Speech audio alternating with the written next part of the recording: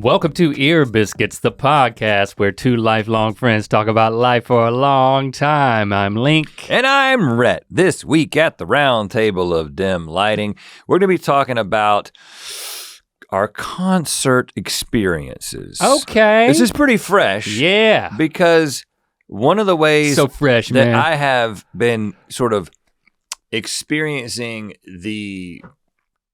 I know the pandemic is not over, Yeah. but in the way that it has affected us so much and keeping us from our normal social interaction, our normal social situations, the way I kind of have broken the seal on that is through concerts. Yeah, that's a big one. When you find yourself in a really large group of people, and especially when, now none of them are wearing masks. It's like, all right, this is a big moment. Did you find yourself, what was the first concert? What was the first one you went to? Well, we went to that outdoor concert, the Lord Huron concert. That was last year. That was last year. I think that was it was outdoors. Yeah. So it didn't and there weren't register. seats. It was, so you kind of had your own little zone.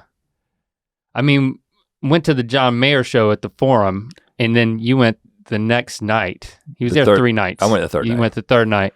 I don't know if I went to any, no, I went to a Dead and Company show, which was also outdoors. So Britain took me to one of those. But before that, I think before the John Mayer concert, we went to a Clippers basketball game. I think the Clippers game call them basketball games a concert now? No, I'm just saying. It's like a sport concerto. Well, there was like a performance of the national anthem. But I'm saying that for me was the Right. first, I'm in an enclosed space with a lot of people. And that was right after LA lifted the indoor mask mandate. And so, and pretty much, I would say 95% of people were like, thank God I'm not wearing my mask inside. There were still a few people, but most people were like, let's just get on with this. I was definitely on team, let's just get on with this. I'm not wearing my mask inside this place. I'm happy to be in here with seeing all these smiling faces. Right. I mean, we watched the national championship, and I was talking to Christy about it, and I was like, look at all those people, and nobody's wearing masks. And then they cut to a shot of Roy Williams. I was like, damn, Roy Williams is the only one wearing a mask in the whole place. No, Roy Williams has been wearing that same mask, that very like decorative, like Caroline. It's like, he's been wearing it the whole time. Well, you know what? Okay, good for him. I was like, okay. But yeah, concerts have definitely been a symbolic threshold that I've crossed to say I'm getting back into things. Like, it's social on a whole new level. And so going back to concerts, I found myself having a new perspective on a concert experience, something that I did not appreciate before the pandemic. So it's, because I'm so into music, but I've never really been a concert person. Like when it comes to listening to music, I don't like listening to concert albums. Like, I've never gotten that. Live albums tend to not do it for me. I like the studio process. I like the refining and the perfectionism, even when it's like intentionally, even if it's recorded live, and that's kind of the approach that they took in whatever album it is. Okay, this is a band. You can tell that they're doing this live. It's still presented, it's still groomed and manicured and it's not as that intended. Raw. And there's people who will say, you don't really get so-and-so artist until you see them live. And I've just never been one of those people, even though we can talk about all the concert experiences we have. I do feel like I'm turning over a new leaf in terms of really appreciating the communal experience of being at a concert. Yeah. Everybody's there for the same reason, or there might be a couple of reasons people are there, but they're all positive, they're all celebratory, and at least unless somebody lost a bet. Yeah. There may be some people who are there because they lost a bet. That would suck. I've never gone to a concert. In any given concert, there's probably one person there who lost a bet. And there's definitely people who are like, I'm only here because my friend didn't want to come by themselves, but I don't even know who this artist is, kind of a thing. Yeah. But by and large, you've got this group of people that are into this artist, and with the type of artist that we are both into, it's a it's not like an angsty experience. No, in fact, I was noticing, so in the course of 2 weeks, I went to the John Mayer show at the Forum, and then the Bahamas show, which it was at I can't remember the theater. It's a cool theater in downtown, but it's a much smaller venue.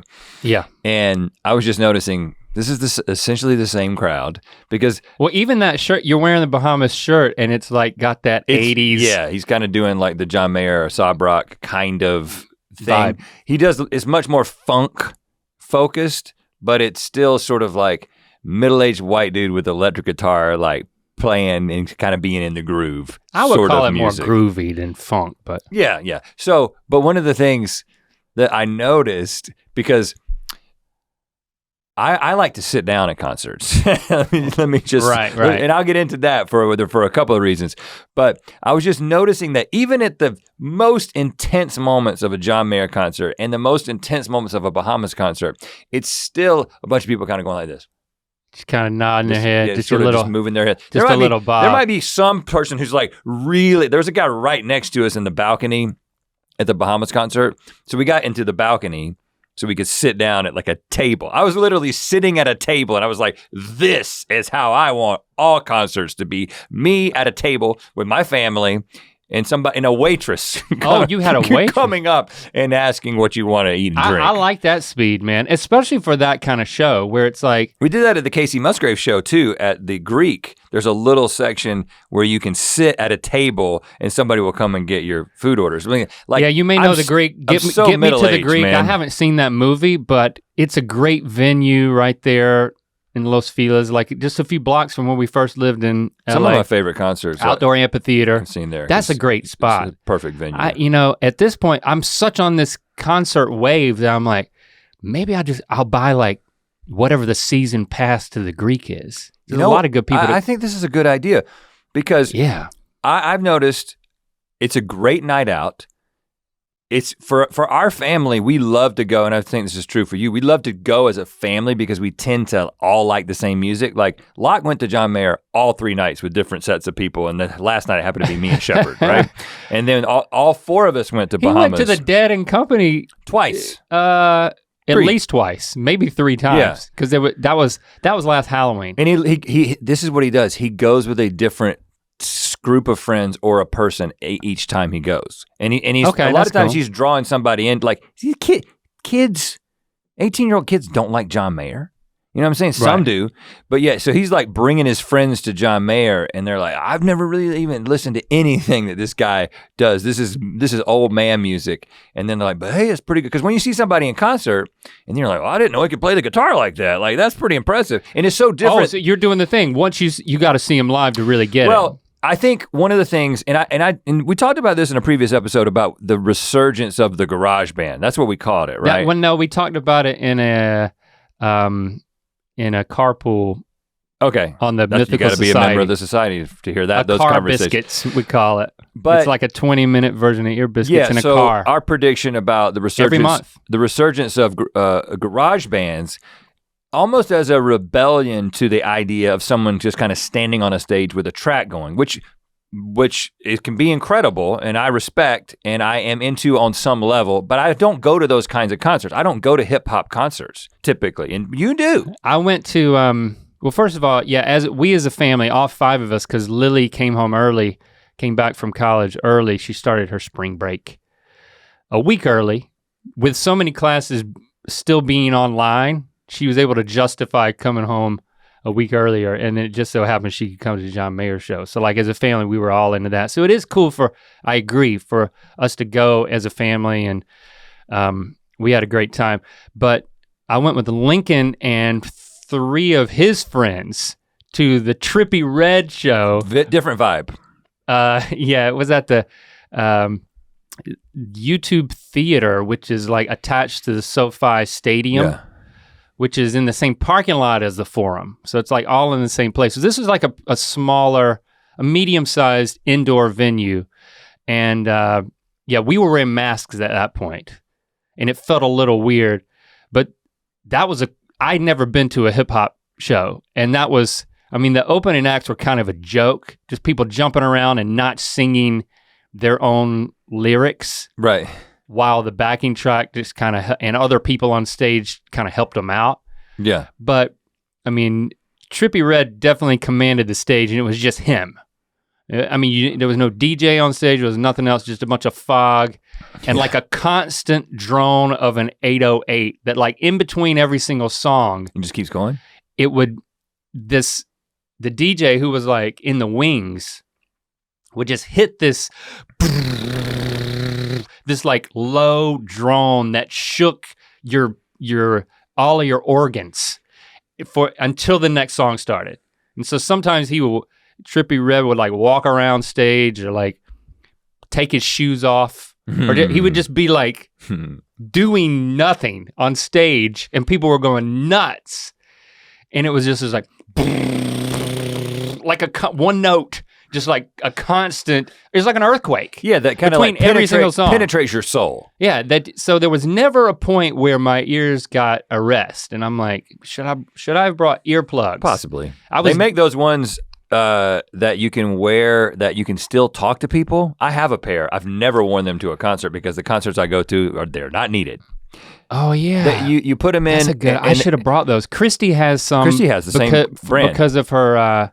Concussion. It like brings everything down to an acceptable decibel level, but yet you can have a conversation with the person next to you. It's magic. Here's the hot tip that I can't remember who told us this, but if you don't take anything else from this episode of Ear Biscuits, you can remember this. If you're in like a super loud space, if you're in front of a speaker at a concert and you want to talk to the person beside you, and they're like yelling at the top of their lungs in your face, like getting that spit all over your face and in your ear. Or getting right in your ear and yelling in your ear. Getting right in your ear and yelling. That's what most people do. Which can really damage your hearing even more. All you gotta do, I wish I knew who told us this trick. You just take your finger, don't put it in your ear. Take that little flap, that little flap on the front side of your ear hole, and push that in there. And then just lean in and then you can tell the person, hey, talk to me at a normal volume. You don't have to yell. They have to get close to your ear. You gotta get close to the ear like you're whispering, just talk in a normal volume, and it's like a miracle.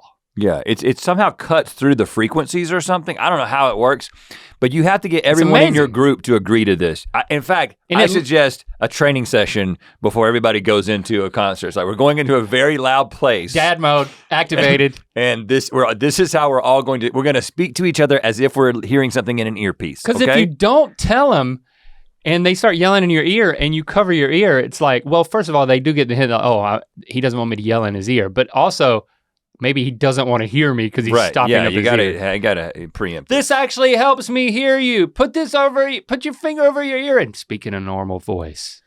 Okay, there's a couple of things that I've developed that I've realized that now that I'm going to concerts as an adult, there's a few things that have kind of changed and things that I'm embracing in my middle age, but we'll talk about that in a second. And some things I want to go back and talk about, like, I've written down some concert memories. Yeah.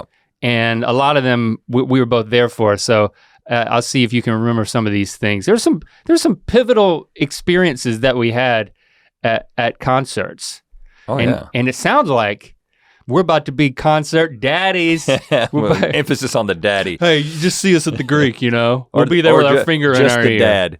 Whoa. Where are you going? Hey, why are you lowering your seat, man? I can do it like this with no, because it's just, I can do it with my.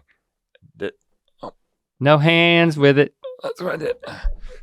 Okay, that's enough hydraulic chair. But speaking of concerts, we went to a Brooks and Dunn concert back in the day. And, I'm gonna tell that story, but yeah, Brooks and Dunn is that was making the segue into this. Yeah, that's what I was doing. Into this. Yeah, you talking about this album that we recorded? Yeah, yet another reason to be a third degree member of the Mythical Society. Every year for the past few years, part of our quarterly collectibles, one of them has been an exclusive vinyl, and we love to just adopt or find some music that we love and then do our spin on it. This is Brooks and Dunn in the year 3000.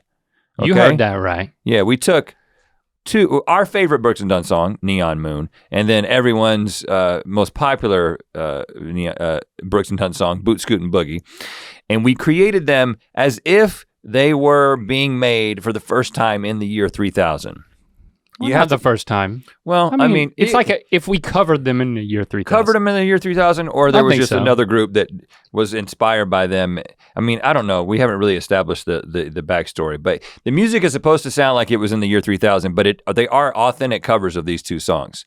Yeah. This is a fun project. You got to join Third Degree of the Mythical Society to get this exclusive collectible. Join Third Degree monthly by the end of April 2022. That's this month. In order to get this thing. Neon Moon, Boot Scootin' Boogie in the future. That's how we do it. You gotta be facing backwards on the back. Pretty excited about that. Very excited about it. It's a collectible item.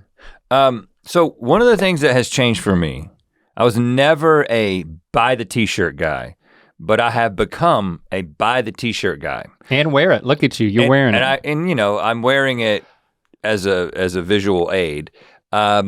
This is obviously the Bahamas concert one. What did you realize? Because I've had some thoughts about this too. Well, two things. What happened? Two things. Kids, right? Okay. So kids happened a while back, but you want to, you know, you're the dad and you want to get your kids something to remember the concert by. Yeah. And this is going to sound weird to you. But one of the things that has actually changed for me is the way that I am viewing t-shirts in general on two levels. Stay with me here. Okay. One is very recently, but also very rapidly, my relationship with t-shirt fit has changed. And it's really just a response to the changing styles, meaning that if you go back like 8-9 years and you look at Good Mythical Morning and you look at some of the stuff we shot, like our t-shirts were so freaking tight. I mean, you had some that were so tight that they were painted on and I was right behind you. Not quite as tight, but like we were wearing some tight t-shirts, right? Yeah, it made me feel secure. I was wearing a medium as a short sleeve medium and you were wearing a short sleeve small. Yeah. Yes. And then we transitioned to you were wearing a medium and I was wearing a large. Like if we were wearing our own merch, I was wearing a large. And then in the past few months, I've just like quickly gone back to an XL, which is, it's really a response to the styles changing, right? So the effect that had on me being able to buy a t-shirt at a venue is like, I can just pick the XL and it's gonna be a little bit bigger, but like when you're wearing a shirt that has to fit tightly. Yeah, there's no forgiveness. The fit has to work really well and it has to be long enough for me. But I'm just like, I'm gonna get the XL, so I just walk up and I pick the design I want and I'm just say XL and I just walk out with it. You always wanted to get a shirt, but you never felt eligible. I don't like t-shirts. Like I don't like going to a site on the internet and picking t-shirts that have designs that I like. I don't know why, it's kind of stressful. And I don't wear that kind of t-shirt very often, but I like buying t-shirts that are connected to things that have happened. Yeah. So like if Link, Locke and I are on a road trip and we stop at a restaurant, they have a t-shirt, I'm gonna get that t-shirt because it's like a memory from that place, right? And obviously concerts are the perfect opportunity for this. It's a good souvenir. So I've changed my whole relationship with them. So now if we go to a concert, even if I'm just going to a concert with Jesse, I'm probably gonna get a t-shirt. XL, the one in the corner, XL. And if you see somebody on the street who went to the show and they see your shirt, they pretty much know that you were at the show because they don't usually sell that merch online. You can only get it at the show. So so it's this insider type thing that I've also got to have the tour exclusive stuff. Yeah. I'm feeling that. So that's a big change in my life is buying t-shirts with stuff on them. I mean, I'm embracing that. But B, buying concert t-shirts. The thing about buying tickets is that they're still really expensive. I mean, especially if you're taking your whole family. That's the thing that I'm still getting over. And then realizing where, like, there's all, getting used to the mad rush of getting a good ticket when they first, are released. Yeah. Making sure you can, master the art of securing a ticket in the right spot. Because I like more of a balcony where I can, well, I've never been down on the floor. Like, I don't think I'm ready for that. Now I know for you and your tallness and stuff, but for me, I like to have the option to sit down. And I don't want to be forced to stand the whole time. I mean, if it's a smaller venue and there's like, there's no seats down there in like the pit, it's like, that makes me, I don't know, that's a lot to be down there in that. I'm not to that point yet. I think I'm more of a lay back and enjoy it. I think I would be okay with standing, but from a I'm saying all of my adult life and definitely since high school, any type of crowd, it doesn't matter what's happening, but concerts apply. They fall under the umbrella of a crowd and people watching something. Being 6'7", every single decision that you make about placement and posture is filtered through being that big of a person. And now being that big of a person with this much hair as well. Oh wow, they can't even look over your shoulder. So I am so conscious about this, and it actually can ruin an experience for me if I get a bad seat and I'm in a place where everybody's standing up now, I've got to stand up. So what happened, obviously, what I'm saying is that if I stand up, whoever's behind me, I'm usually 2 rows behind me and like 3 people wide, they can't see anything. And I don't like being that guy, right? So at the Bahamas, at the John Mayer concert, at the Forum, of course, there's the standing room down on the floor, and then there's actually they were seats, but they all stood up the whole time. They all stood up the whole time. But then there's the balcony, and we were on the second row. I wanted to get first row, but it was a last minute decision, so we got second row, and I was like, dang it! Because if you got first row, you could stay seated the whole time. Stay seated the whole time, regardless of what happens. Right. So we get there, and then John comes out. Immediately, 2 girls in front of us stand up. And so I hear the woman behind me, who was very vocal, said a lot of funny things about John Mayer and how sexy he was and what was happening to her body every time he picked up a new guitar. Oh, really? Yeah, she would be like, John Mayer, you me. Really? Like, yeah, stuff like, not asking him to do that, just like, that's like, strange. Oh, John Mayer, you are so sexy. Like, it just was saying that stuff? And she was with a dude. Just like her husband. I mean, just like verbally processing her sexual frustration. Like, oh no, now you've got the green guitar. Oh, John Mayer. Yeah, she was really into John Mayer. When he picked up that dobro-like thing, she lost it. She lost it? Yeah. He's so sexy, John Mayer. Huh. Yeah. Her water broke. Well, some things happened. So, but she says, this is the first thing I heard out of her mouth the whole night. She says, oh no, we're not standing up. That's what, as soon as these girls, because this is a bunch of middle-aged people and there's some like 20-year-old girls stand up. Oh no, we're not standing, not standing up. Give me a break. How can you be that into somebody, but then not want to stand up for them? Well, because the reverberation of the stand. I was on team, I wasn't gonna stand up. I didn't stand up. So, okay, I was that guy, but I made my son do it. We definitely stood up. Well, here's what I said. We were a little further back than you. Nope, they were the only people that stood up, and then there was a resistance to standing up. Oh. And then I leaned over to Locke, and I said, Locke, tap on that girl's shoulder and ask her if you can sit down. Really? Yeah. I was like, I'm just gonna try it. I'm like, you're gonna get him to try it. Oh, I'm gonna get him to try it, yeah. Because like an 18-year-old kid asking is different than a dad asking, right? Yeah. And he was fine with it because he was feeling the vibes and what people were saying behind us. And he taps on her shoulder, she turns around, and I guess I couldn't hear what he said. But she like looks at him and shakes her head and keeps standing up. And I said, what did she say? She said no. I was like, okay, all right. I'm on team keep standing. Okay, so let me tell you what I did the whole concert. That's tough though. It is tough. They stayed standing. I stayed seated the entire concert until the last song. Yeah, because you're different. Because I was like, and so I kind of like, you're so much taller. Shepard got a little bit shafted because he was more blocked by them. And so Shepard and Locke would stand up quite a bit. They stood up the whole time. And then Shepard and Locke would stand up when everybody else stood up. And I would never stand up because I'm almost standing up anyway, right? When I'm seated. And then I would kind of lean around these girls and I could see half of the band. One whole half of the stage, didn't see it the whole night until the end. Oh no. And then I could see the screens. The screens are great in the Forum. Well, so I guess, but I can't do it. Maybe I'll backtrack a little bit. I don't want to do what that girl was doing to me to 15 people behind me. They bought a premium seat for sitting down. Right.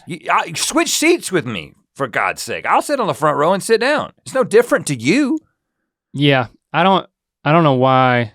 I mean, I know why they were standing, because they're really into it, and that's how they get into it. It's like saying, I guess in their minds, it's like going to a party and saying, hey, don't dance at this party, or don't listen to this music, or don't have a good time. If you're going to a John Mayer concert and you want to stand, get the floor seats. That's all I'm saying. Well, they're floor seats. I mean, they're expensive, but I think that if getting the seat that needs to be is for people who want to sit.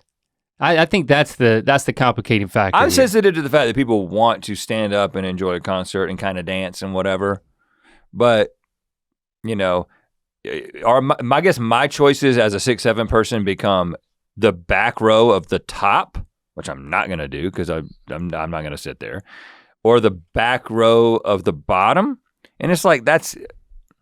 Did Jessie stand up? Because she's short. She wasn't at John Mayer. It was just me and the boys. Okay. But did Shepard stand up so that he could see? Yeah. Yeah. And Locke stood up. But he still blocked a little bit. But and then the vocal woman behind you, did she stand up? Very reluctantly a couple of times she'd be like, oh no, we're standing up. That's what she would say. The same woman that was just losing her shit at John Mayer's sexiness. That doesn't add up to me. I was like, oh unless there's some sort of condition or like reason that she can't stay standing. No, but I think it's just because it's just like, hey, I'm enjoying this and I'm here and I'm in the moment. I don't have to stand up. I used to be that way, and now I'm like, you know what? Stand up, get your body moving, like really engage in it. Like I was dancing, man. I was moving all over the place. Oh, I know your type. There's like, I'd see like one out of like 40 people at a concert is your type. It's like that guy is either on drugs or just a certain type of personality. I wasn't like moving like I was in another drug universe or something. No, the guy next to me at the Bahamas concert. I've seen that. Who he and his partner. Another dimension. They had a table with the waitress and everything. I was like, there's no need to stand up, brother. But he was just, I mean, he was like, it was like you feel like you might get hit by him if you were close to him. Like I was glad that I was like two seats away from him. It was like he was trying to shed his own skin, like a snake. And I was just like, man, like you're also with me here, and you're making it a lot about you, and I'm trying to focus on this, and it's like somebody is like directing traffic in an alternate universe right next to me. You know? Well, I mean, Dead and Company, you see it all. I mean, it's multi-generational, which is interesting. So is John Mayer, multi-generational, but like it's also like substance. Like man, it's crazy. Those people have a great excuse. Yeah, but I just don't, I mean, it is fun to like give yourself over to like, dancing, but you are an exception because you know that you're inconveniencing people, you're blocking so many people. So you have to get that front row seat. If I go to a concert and everyone is standing, or if I'm like in a lawn situation. Do you hunch? Where people are standing, I just stand up and I'm like, some people are gonna deal with this and it's not your fault. Fine. People know it's not your fault you're that tall. But I did see on like the Reddit forums, because I was looking at what people were saying about the John Mayer show afterward. The most hardcore fans are the ones that are, they give them the hardest time about like picking apart the set list and this night was better than that night and all that stuff. But then people also posting, this was my view, and it was just a tall person in front of them. So it's like very well could have been you if you stood. So you did the right thing staying seated. You took one for the team. Those girls in front of you didn't do that. I can't come down on one side or another. Yeah, I think like it's their right to stand. Every time I'm in a space like that, I feel like there's gotta be a different way to design spaces. I mean, what if you just stood up, but in a lot of the photos that we take together, you'll stand up and then you'll just spread your feet apart. Yeah, but that's problematic too, because you got people and it's very small areas. But it's your family.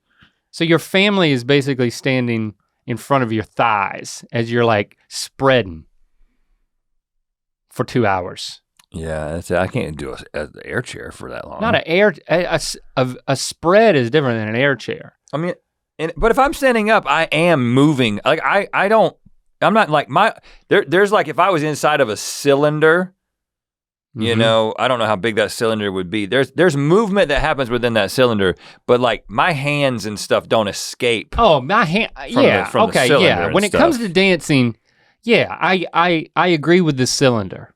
It's kind of like the beam me up pod on Star Trek. You got to stay within that thing. That's your space. Yeah, I mean, listen, I don't even want to get into by my collarbones. Into the mosh pit thing. I keep my fist by my pits, you know? Yeah, one of these things. I've seen that move. Because it's like, but you wouldn't be into a mosh situation. Like that, the swing. I'm too old for that, man. But at no point in my life was I ever into the idea of like getting an arm in the face, you know, like I don't understand the appeal. Well, I'll tell my experience with that. So this was senior year in high school. It had to be.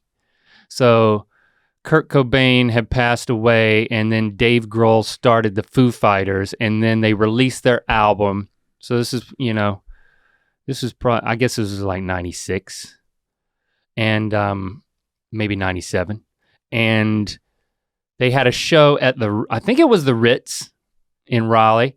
And I wasn't dating, it was pretty early in senior year because I wasn't dating my girlfriend, who was my girlfriend for senior and freshman year of college. But like another girl that I would take home from school.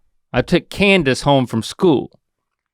And she was a sophomore. She was the same age as the girl that I was interested in, who would later become my girlfriend. Mm-hmm. And then, so I was talking to her about the show, and like the Foo Fighters have a show, and she's like, I want to go. I was like, okay, let's go to this show. And we were just friends. I don't know if she was interested in me, but she also knew that I was interested in her friend. And then whenever we decided to go, which is a strange thing, looking back on it, like the two of us were gonna go to this show, but very early on I was like, I wanna invite so-and-so. And maybe we had started dating, or maybe we were about to start dating, but this was very early on. And so it was like, then it was basically Candace's idea to go to this show, but then it was my idea to bring, I'll just say she was my girlfriend. I can't remember her name. I can't remember the chronology of it, but it was basically like first, second, or third date.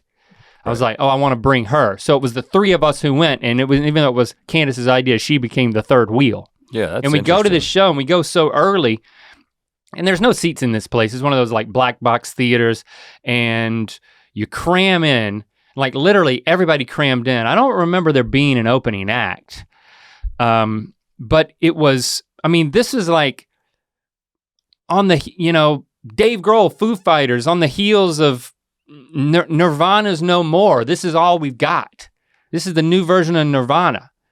And so we will show up, and people just started packing in. And we were about 4 people back from the front of the stage. And just general admission. Yeah.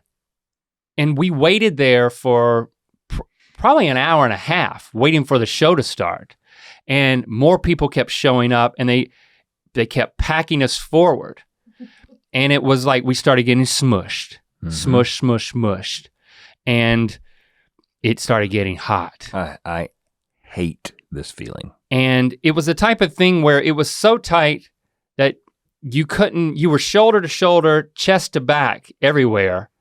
And they started, like the security guards, after an hour of this, they started handing out water bottles. Sometimes they would just fling the water on everybody. It was like, it felt post-apocalyptic. And then they would hand water bottles, and people would be guzzling water bottles, just dying of thirst. And you would just hand it around. I was drinking water out of water bottles after somebody else drank half the bottle. To survive. I didn't even know who they were. Like for me to do that, we were desperate. But it was the 90s. And then it was before germs. And then they Foo Fighters came out and they started playing, and then there was another press forward from like way in the back. Like everybody wanted to get to the front, but there was no way to do that. And we were smushed so close, you couldn't breathe.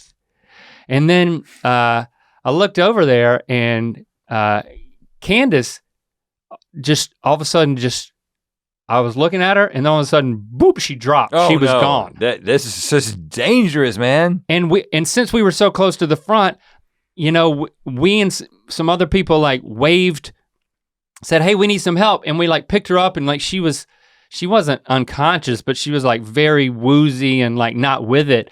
And we put her over the barricade and gave her to a security guy who then took her away. There she goes. There she goes. There goes the third wheel. I'm like, well, yeah, hope she gets home. No more third wheel. I'm just here.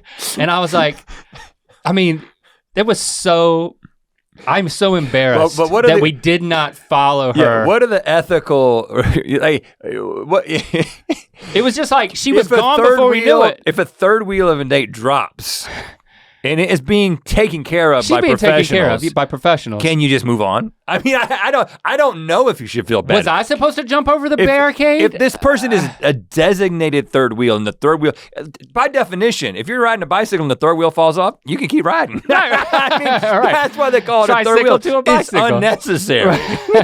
You know what I'm saying? It's not that I was thinking that. And if you feel like the third wheel is taken care of, you can keep riding. I mean, you did. You shouldn't feel bad about it. I'm sorry, Candace. I'm sorry for what we did. But I didn't mind being pressed against my new girlfriend. That was nice. Like that was nice. It's like, it's like, okay, it's like we're kind of skipping the holding hands thing entirely because every part of my body's pressed up against the back of your body. You had to make a choice though, because if you're side by side, you're both pressing against strangers. So you got behind her. Yeah. I got behind her. What, did you get in front of her?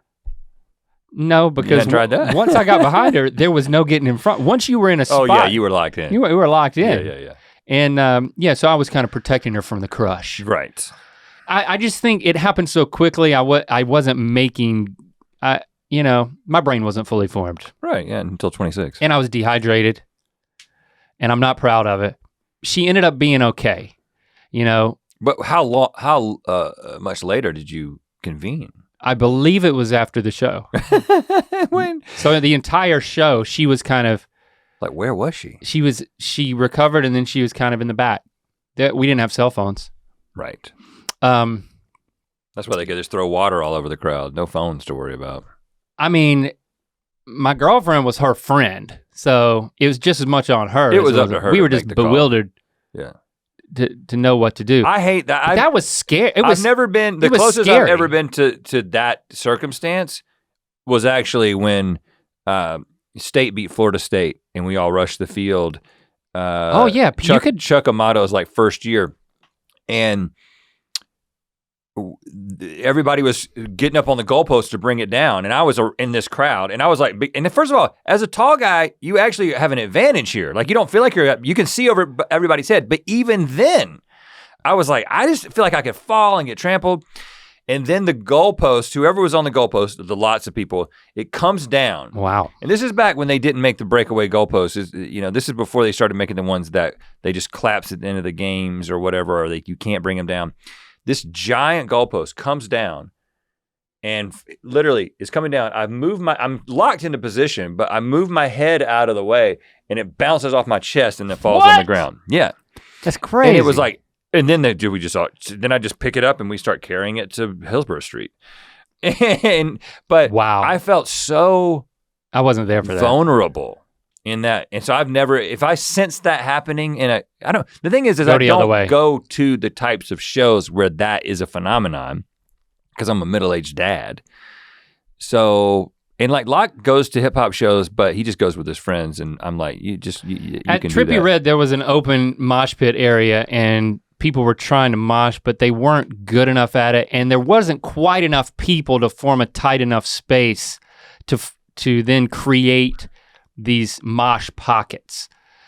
And the Foo Fighters, it was so tight that people were trying to mosh, but it wouldn't happen. There was some crowd surfing. And then at the very end, they went into this whole like 10-minute feedback driven, start to destroy their equipment thing, which was pretty amazing to be a part of. A couple of years later, I saw 311 at the same place. It wasn't quite as crazy. We actually saw No Doubt. I was there for the No Doubt show. Okay, we saw the No Doubt show. In the back. That was like Tragic Kingdom album, like their first album, and they were like huge. Still playing clubs, basically. Don't Speak, all that, all of those Spiderwebs. That was a fun show. But I guess, when my girlfriend, we left, we made it out, Candace was okay.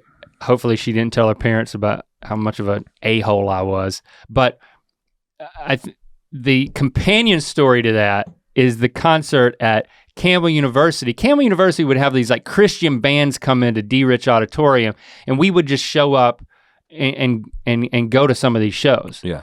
And a little bit later, as Wax Paper Dogs, we would perform at like one of the Christian music festivals that was like smaller time. But I remember there was a group of people up there watching. I think it was Third Day.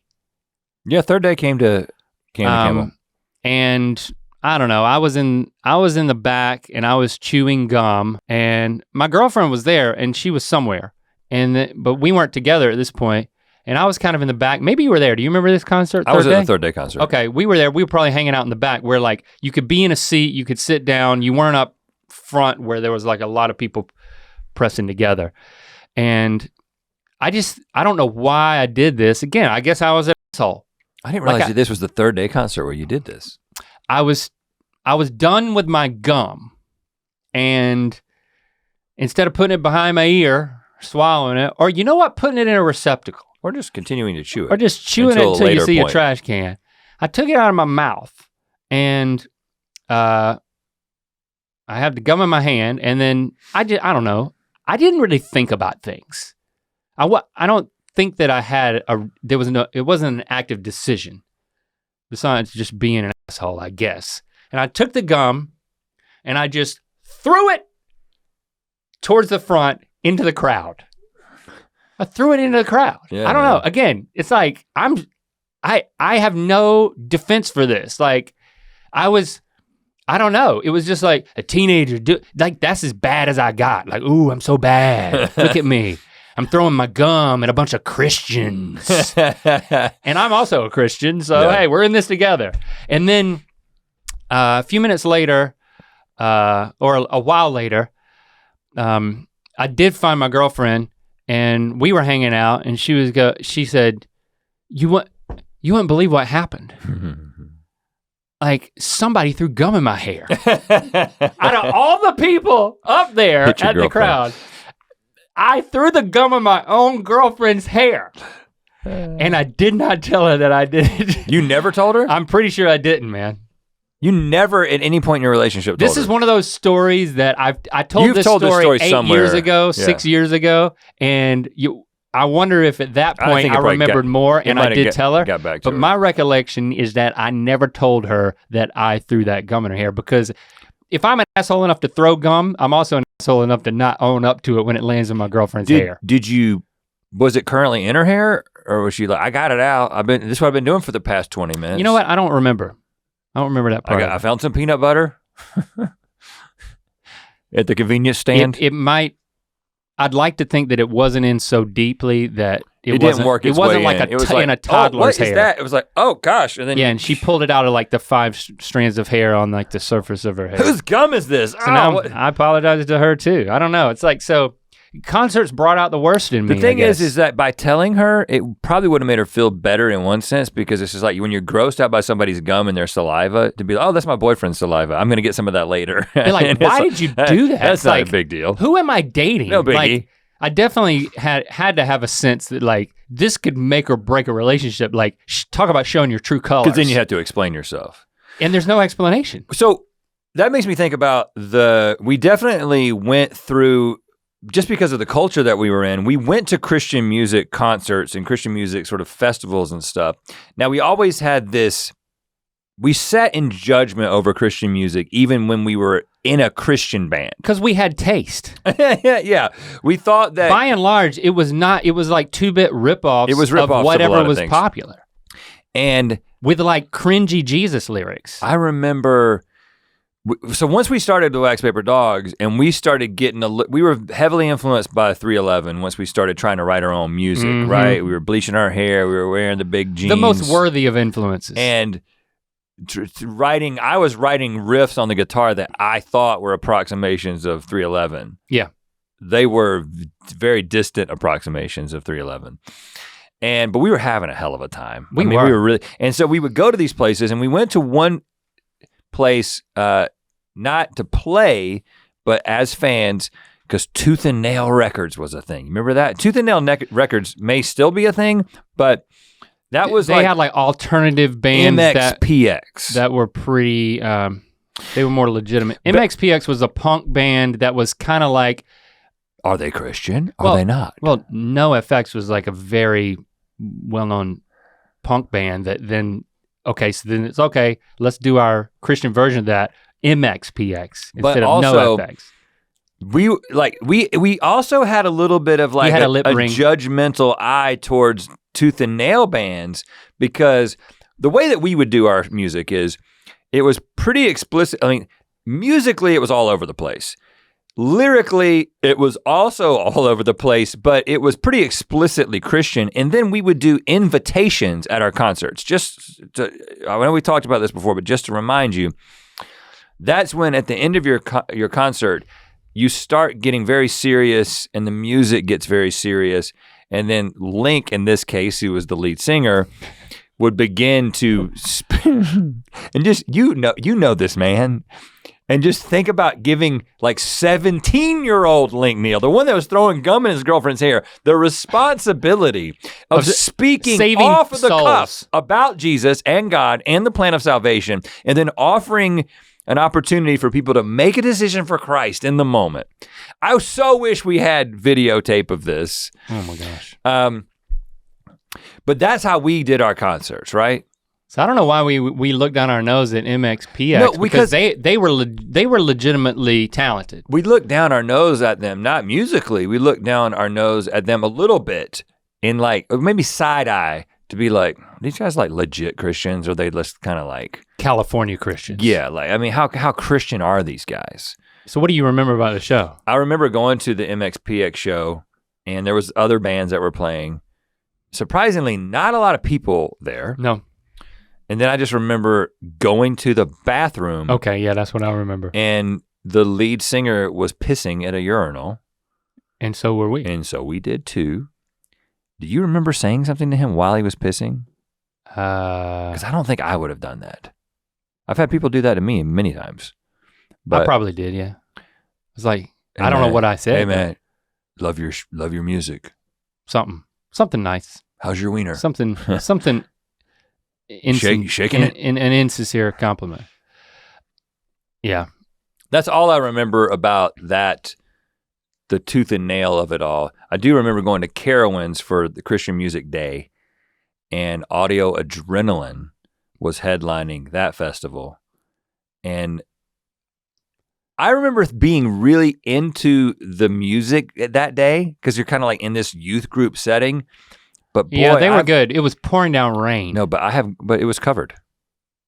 The venue at Carowinds was largely covered, so we got under that part. I remember already being soaked. But don't you remember that song, Big Big House? Yeah, with lots and lots of room, a big, big table with lots and lots of food, a big, big yard where we can play football, a big, big house, it's my father's house. This is a song about heaven that seems like it's for preschoolers. But here's the thing. I feel like I can stand up for them a little bit, because if you go back and listen to the song, it is like the cheesiest song you can imagine. And you can't imagine any teenagers ever being into it. However, so much of 90s music was like that. Yeah. Even the non-Christian stuff. Musically, they had chops, like, as far as I remember. The lyrics in 90s music, with a very few exceptions, was just so, like, just, but we weren't, I wrote this on the back of a napkin 3 seconds ago. We didn't listen to Christian music, we listened to secular music. We listened to 311, we tried to like, we're gonna emulate them, but we're gonna do this legitimately in a Christian band circle. But I remember going to freshman year in college, Incubus came. Yeah. They were releasing their second album, and I had discovered them the year before, and we started emulating them in the band. And this was kind of weird because we were sort of peaking in our Christian, not peaking, but we were getting to a very high level of sincere Christian commitment in that every area of our lives was affected by our sort of commitment to Jesus. Oh yeah,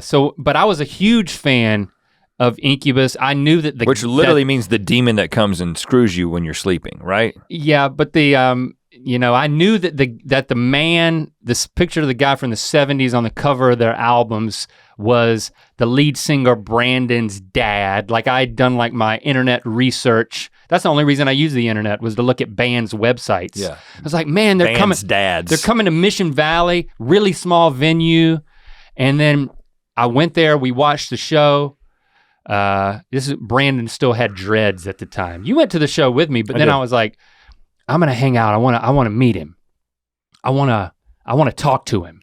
And so I waited a while. I remember this. I waited for a long time, and then actually, maybe I went early because I remember it being daylight. It had to have been daylight. It had to have been early. So I go early and I'm like hanging around, and then I see him walking around, and there's a laundromat on the other side of the venue, and he's going to do his laundry from like the tour bus, and I like meet Brandon and I start talking to him. And I talked to him for a long time, and my goal was to talk about Jesus with him. I wanted to save the lead singer of Incubus's soul. Yeah, of course you did. Because I was such a huge fan. Yeah. How wholesome is that? Does that make up for me being an asshole? No, actually that is sort of very asshole-ish. Yeah, in a way it is. Yeah. But I cared about him so much and I liked him so much. But I knew that the only way I could connect with him is if he thought I was cool. So like, I didn't ever really talk about Jesus.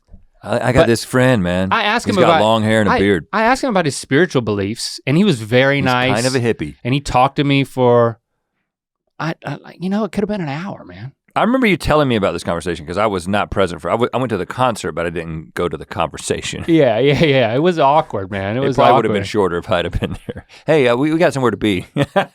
I think I got his email address. You still got the lead singer of Incubus's email address? Yeah, we maybe. Should use it. I mean, I need to dig up my Hotmail account. Are they still an active band? Yeah. I mean, they got much bigger after that with their like third or fourth album. Well, speaking of bands' dads, just a little sidebar here. Post Malone's dad tweeted, he was like, here's a little something to brighten your day, and it was our GMM episode. Oh, really? Yeah, so he's like, that's hilarious. I just love the fact that his dad tweets. He's, he doesn't have that many followers, but like he's very proud of his boy. And I gotta look at that. But I was thinking about going the first concert I remember is with my dad taking me to Beach Boys at Walnut Creek. So Walnut Creek ended up being, I think it kind of changed our lives in a lot of ways, right? Because they built Walnut Creek. New venue, outdoor amphitheater on the edge of all Raleigh. These big bands had an excuse to come to Raleigh in a way that maybe they weren't coming before. I don't know. Maybe they were just going to Dorton Arena in Fayetteville. There wasn't a place for people to play music that I remember. Unless it was like Carter Finley Stadium, like huge. Oh yeah. So, but yeah, Dorton Arena, like back in the 70s, and it's in Raleigh, had like Led Zeppelin. You know who else has played Dorton Arena? We have. Rhett Link. And Merle Haggard, who we saw there twice. The Beach Boys were playing, and of course. You were young. I was in 7th or 8th grade. Oh. I went with my dad, and John Stamos was the drummer. Okay. I don't know if you remember. Uncle Jesse. I don't know how long he did that gig, but he would drum for the Beach Boys. It was kind of like John Mayer playing, like being the lead of Dead & Co., but not really anything close to that. But right. So you thought it was awesome though? I thought, this is Kokomo days. Because like Full House was still happening. No, it wasn't. When did Full House had just gone off the air? 1991, 1990? 1990? I don't know, man. Did they play Kokomo? Of course they did. Yeah, that was their big thing. I just remember, so the cool thing about Walnut Creek is the lawn, you know? I actually don't remember ever sitting in the seats. It was always the lawn seats, Because you could get a ticket for like $30. Yeah, and my dad and I are on the lawn and there are these two increasingly drunk middle-aged ladies next to us. And then I don't remember exactly how it happened, but my dad and I just end up slow dancing with both of them. What? Are you serious? Yeah, not like just sort of just like having a good time, Jamaica. You know, like, and not for that many songs, but it just was something that just happened, and it was and you never spoke of it again, kind of a thing. It was just like, hey, we're just kind of. Did Diane hear about this? Of course she did. It wasn't like it wasn't a scandalous thing. It was just like a kind of a fun thing. It was kind of like the community square dance where everybody can dance together. And yeah, and you're gonna go back. You're gonna ride your own saddle back home. And it didn't get. You know, it never turned sexual, even on any level. It was just very much just like. But this is a bit crazy. But I know how you thought as a 7th and 8th grader. Well, what do you mean? Yeah, but I wasn't thinking about middle-aged ladies at that point. You weren't. I mean, I'm talking. These ladies were in their 50s. Man. Oh, okay. All right. I mean, I remember. There's nothing wrong with that now. I'm 44. The first concert. I'm just saying about when I was right. First concert 13. I remember going to was. My mom took me and you to see MC Hammer at the Dean Smith Center. Yeah, man, and that was huge. This is like, can't touch this. It's such a huge moment in pop music. And you know, I was a huge MC Hammer fan. You liked him, but like I had completely drunk the Kool-Aid. Something about, because I didn't understand how not good his music was compared to all the rest of the hip hop that was being made. Well, yeah, because I was just a little Southern white boy that didn't really understand it. Yeah, we were 13 years old. Yeah. And everybody loved MC Hammer. He was a pop icon. He wasn't a hip hop icon. Yeah, it was a different thing. And like the hip hop community was everybody they were rapping about him and making fun of him, and I was like, "What? They like MC Hammer?" Well, just another point of reference to kind of bring this into complete clarity. Vanilla Ice was touring with him. Yes. So there weren't many hip hop artists who were gonna let Vanilla Ice open for him. In Vogue. Vanilla Ice did not show up that night. We found out when we got there, and I was so upset. Yeah, well, I think we were more excited about Vanilla Ice, to be honest with you, at that time. Yeah. I mean, just think about this. In Vogue. Yeah. Vanilla Ice and MC Hammer. It's a big night. And then my mom. And your mom was there. Sue was there. My mom was into it. She was loving it. But Vanilla Ice didn't show up, but In Vogue really brought it. What a man, what a man, what a mighty good man.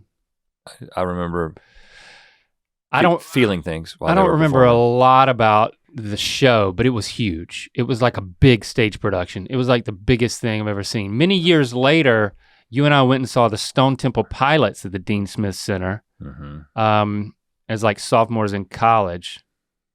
And that show, I remember that show sounding really good. Yeah, that music sounded great in that video. For it to be 4 guys just like playing, it was really impressive. And not just that, 4 guys and one of them's just singing. Yeah. I mean, like the one guitarist. The guitarist in that band doing a show like that, yeah, it's crazy impressive. The guitarist and bassist are brothers, like the Leo brothers or something. So like they were they brought it, man. That's the first time I went to a show and I was like paying attention to the sound. Like this actually sounded good. And I remember our friend Josh wanted to go, but for some reason we didn't invite him. I don't know. Sorry, Josh. Still a little bit of an asshole. Was it the Brooks and Dunn concert at Walnut Creek? So we saw a number of acts at Walnut Creek, including Van Halen, which we weren't even fans of. That wasn't our idea. We saw George Strait there, and we all got in the, Joey Smith drove his dad's Suburban, and there was like 9 of us in the Suburban, and we were in the very back, and we were going to George Strait, so we were like cowboyed up. We might have been wearing cowboy hats. Maybe. Definitely cowboy shirts. And we were doing Dip in the back. In the back of a Suburban, not a great idea. And I got so sick. Yeah, you gotta wait till you get the concert to dip. But was that which concert was it that somebody had tequila? That was it. It was Brooks and Dunn. So there was this huge tailgating thing happening in the parking lot. And we were just, we were 16, 17 years old, and we had never been to like parties where people are like drinking liquor and just raising hell, and it's like, so we're walking around and I'm talking to people. Yeah. I'm like these rednecks at the tailgate turning up tequila bottles, and I'm like, what's up guys, Brooks and Dunn, woo! It's like, I'm like, woo! You would think that I was drunk when I hadn't had a drink. And then once you start being friendly with these people, they're like, hey man, you want a shot of tequila? And I'm like, oh, you called my bluff. I'm like, nah. Yeah. And then I don't remember how it happened, but it was like, but I'll eat the worm. Yeah, right. I think that was my response. It's like, I'll eat a worm though. I'm not gonna. I'm not a prude. You're calling my bluff. I'm not actually going to drink, but I will eat the worm because. And he was like, all right. And he got that boy the worm. He got the worm out of the bottom of the tequila bottle, and I ate it. Wasn't the first time you've eaten a worm's anus. Yeah, it was the second, and it definitely wouldn't be the last. Who knew that I'd make an entire career out of it? You didn't eat the worm. No, I actually don't believe that I was present for that moment because I remember hearing about it and feeling uneasy about it. Because that was in that moment where our friends were beginning to kind of party, and we were still a member of the group. Yeah. And kind of like what you're saying, we never had prudish personalities. Like if you talked to us and you hung out with us, you wouldn't be like, these guys are super straight edge. I had a raise hell personality. It's only when you but like a put us against fundamentalist mentality. Yeah, in terms of what we actually did and didn't do. A conservative and so Christian when mentality. I heard that you drank, when you ate the tequila worm, there was a part of me that was like, is that drinking? I mean, there is some tequila in that. There was definitely this vibe of like, what is Link gonna do if I'm not around? Yeah, like I feel like I gotta be there to keep him from falling. Yeah. But it always starts with a tequila, with a worm, Yeah, the first step is the worm. not typically. It did not taste good. I mean, it probably tasted better than if it wasn't soaked in tequila for a few months or however long that happens. I think we saw Travis Tritt there at Walnut Creek. I went to Travis Tritt with my dad, actually. I have seen Travis Tritt in concert, and I have to assume that it was Walnut Creek. It was pretty good, I remember. I remember we went into the Brooks and Dunn show, and that's where I bought the license plate that I put on the front of my truck, and I bought it as a joke. I just want to go on record and say, buying a license plate that says Brooks and Dunn was a joke. It was irony, and putting it on the front of my truck. But it was also like, I don't know. At the same time. Not. We lived like that in a lot of ways. And they had a karaoke booth out there where like all the tents were, where you could like get your food and your merch and stuff. They had a karaoke booth, and I went up there, and we both, didn't you sing too? I sang Big City by Merle Haggard. And I remember people stopped and started watching me sing it because, here's a 16-year-old singing Merle Haggard. I like this guy. And it really fed into this redneck mentality. I just don't remember. It was fun to be a part of. And I was a huge Brooks and Dunn fan. The most memorable, which is why we covered them. The most memorable concert experience, though, I think has to be sort of the string of Merle Haggard experiences, starting at 16 when we go down to see him at the Alabama Theater in Myrtle Beach. And then I had to miss a soccer game. That's the night when we followed the tour bus? Yeah, I was a starter on the soccer team, and we drove my Nissan pickup, probably with the Brooks and Dunn license plate on the front, all the way down there to Myrtle Beach to watch the show. And then we were just gonna drive back, I think, because I don't think we got a hotel room. No, of course not. But he was driving south after the show. And these stories, kind of the string of Merle Haggard's stories, are all told in detail in the Book of Mythicality. in one of the chapters talking about being a fan. That's right. Because it kind of came full circle. Like we followed him as a kid, saw him multiple times, including at Dorton Arena, and then always the youngest guys in the crowd. Yeah, there was these two teenage dudes who were not with their dads. 3 decades, yeah. You know, like there were some kids who were there with like grandparents or whatever, or dads, but not us. We were just there completely sincerely into this thing. And then, of course, as an adult, having the opportunity to meet him backstage in that weird, I'm not gonna tell the whole story. We've told the story in detail on Good Mythical Morning and in the Book of Mythicality. Yeah, but then, great. And then finally meeting him at a point where we could see him. Getting on the tour bus with him and going to the back of the tour bus and having him kind of sit there with a towel around his neck. Clearly, you know, a 70-something-year-old man exhausted from playing another night, and these two super fans coming back there and just like not knowing what to say and being that moment where you're just like, we followed you. When we were kids, we followed you across the state line, and it's just so cool to get to meet you. And you've been you just don't know what to say to somebody who's been that influential. Right. And he was just kind of like, you could kind of see it on his eyes. I've heard this a million times. Right. All right. You got something for me to sign? Yeah. Yeah, I'll sign this. I'll sign your albums. Yeah, we got the albums hanging up in our office right there that he signed. He misspelled your name, but then he corrected it. He corrected it. Yeah. That was good. Right, yeah. So, I mean, it's easy to do. I'm glad that we're back on the concert train, and you know, it's about creating an experience, like bringing people with you, and then having an experience with all the other people that you don't know. It's not, but I think, you know, it's also not all fun and games when you got people not wanting to sit down and people not wanting to stand up. You know, it ain't easy. There's lots of things that can happen. And I always forget lots of worms to be eaten. I always forget about that element of you're preparing yourself for this night, and then you're like, oh, well, because the worst is when you're next to somebody who's just super drunk. Yeah.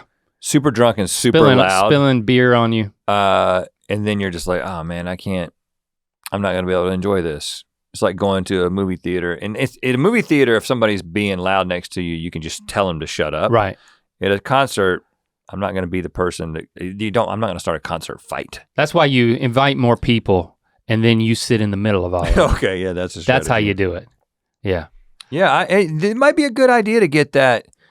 The Greek. I don't know about getting a season pass as much as I'm just thinking like between the Hollywood Bowl. Yeah. And the Greek Theater and all the venues downtown where the smaller bands come. That's a great thing about being in LA. You could be. You know everybody's going to come every through. weekend. Almost every night of the year, you could probably go and see somebody that you have some level of familiarity with. Yeah, including Paul McCartney. He's coming to SoFi. We should go see him. I mean, but the reason why I brought that up is because I'm going to give my rec. I got to stay in the music zone. Another music documentary I watched on a plane coming back home. McCartney 321 is a mini series, 3 episodes on Hulu. It's just Rick Rubin and Paul McCartney at Rick Rubin's, I think it's at Rick Rubin's studio, but they're in like a couple, it's very intimate, like the cameras are really far back and zoomed in, and like they're just having this like very off the cuff conversation. Rick has his, if you don't know who Rick Rubin is, that's I'd love to meet Rick Rubin. I think I got to put him on the list. Like that would be freaking awesome to meet him. Legendary producer. He has his like mixing table, soundboard, whatever you call it, out there, and then he's playing Beatles tracks and some Wings tracks, and just getting, and then Paul is just talking about, and they're adjusting the levels and talking about it, and so like to illustrate a point, that like isolate the vocals. So he had like the stems for all of these Beatles and Wings songs, and it's like they're not too long. And it's the opposite of like the Get Back thing, if that's inaccessible to you, but you're like more of a casual Beatles fan. Like Paul talks about how he teaches people to play the piano in one of them. So each one is kind of themed in a different way, and it's very loose. And like he teaches people who are gonna be playing like with him. No, like if he was teaching a kid how to play piano, like a beginner. Yeah, I was like, I mean, my kids can play piano, but I still thought about sending it to Lily, who, yeah, when we were talking about garage bands, you know, she's in a band. Right. Like she just went back to school, and I was like, you getting together with your band? You guys are playing? It's like, do you guys want to play in places? And she's like, no, it's just for the fun of it. We might be putting together like a cover set list, and maybe something will happen. But it's like it makes me so happy that she's in a band. But 3-2-1 McCartney on Hulu. Well, it's called McCartney 3-2-1. Check it out. And we will speak with you next week. I'll be telling you all about my recent road trip from Maine to Miami. For real, man. I've been waiting to hear about it. You can't tell me yet, so next week. Ear Biscuits. Hashtag Ear Biscuits. To watch more Ear Biscuits, click on the playlist on the right. To watch the previous episode of Ear Biscuits, click on the playlist to the left. And don't forget to click on the circular icon to subscribe. If you prefer to listen to this podcast, it's available on all your favorite podcast platforms. Thanks for being your mythical best.